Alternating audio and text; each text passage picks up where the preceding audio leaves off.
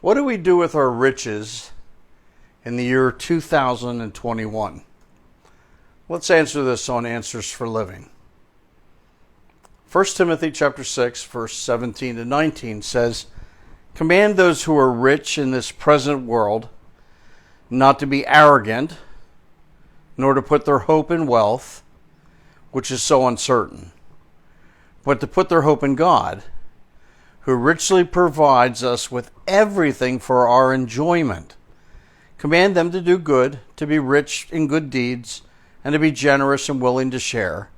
And in this way they will lay up treasures for themselves as a firm foundation for the coming age, so that they may take hold of the life that is truly life."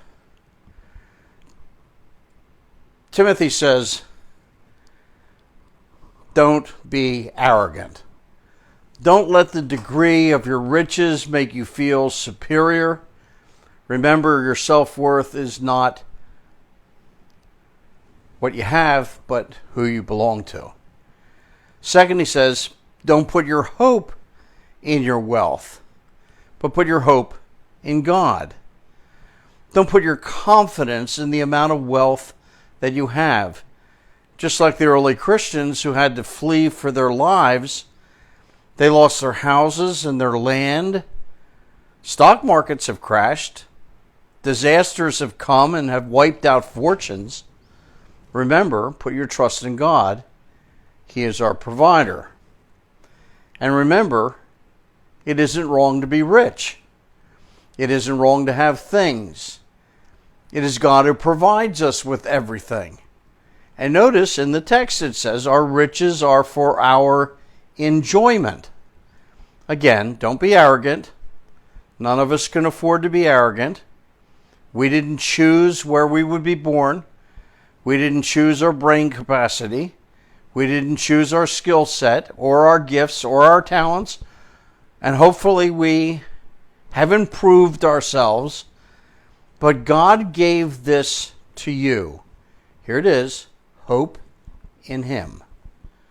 Jeremiah says this. This is what the Lord says. "Let not the wise boast in their wisdom, or the strong boast in their strength, or the rich boast in their riches. But let the one who boasts boast about this, that they have the understanding to know me, that I am the Lord, who exercises kindness, justice, and righteousness on earth. For in these I delight, declares the Lord." I love what he says, boast in God. And here is God's command for those of us who are rich. He says, be generous. Be willing to share it. Be rich in good deeds. So listen to me carefully. Jesus wants us to be rich. You say, that doesn't sound like Jesus. Well, it does. He says, take what you have and store your treasures in heaven. Don't store where moth and rust and thieves can destroy or steal it, but send it on an account in heaven. Store it there. It'll do wonders for your heart. For where your treasure is, that's where your heart will be. And we'll look at this a little bit more in depth tomorrow.